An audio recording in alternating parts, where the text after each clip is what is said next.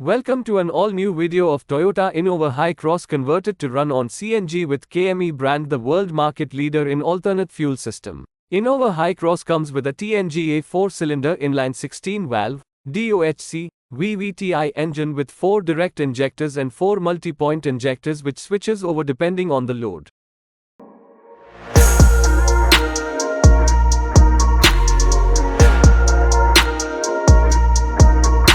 The main components of Chennai CNG kit comes with a double-stage reducer which stabilizes the pressure to 1.80 bar, then comes the injector rail.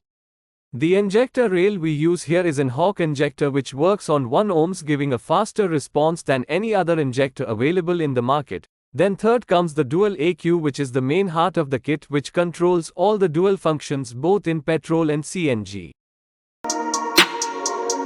This is the petrol pipe from the petrol pump which flows to the high pressure pump, which in turn goes to high pressure sensor, which in turn goes to the direct injector, and another flow to the low pressure sensor which goes to the multi-point injector, which is only available in new generations cars with both the injectors and MPI injectors. Now we will show you a recap of the full fitment.